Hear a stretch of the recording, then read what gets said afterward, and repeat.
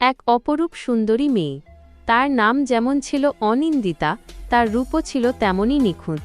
তার চুল ছিল মেঘের মতো কালো আর লম্বা, চোখ দুটি ছিল গভীর সমুদ্রের মতো নীল, আর হাসি ছিল শরতের ভোরের সূর্যের মতো ঝলমলে। তার গায়ের রং ছিল দুধে আলতার মতো, আর ঠোঁট দুটি ছিল পদ্মফুলের পাপড়ির মতো নরম ও গোলাপি। অনিন্দিতা দেখতে যত সুন্দরী ছিল, তার মন ছিল তার থেকেও বেশি সুন্দর। সে ছিল দয়ালু, নম্র, আর সবার প্রতি ছিল তার ভালোবাসা। সে গরিব দুঃখীদের সাহায্য করত, পথশিশুদের আদর করত, আর পশু পাখিদের যত্ন নিত।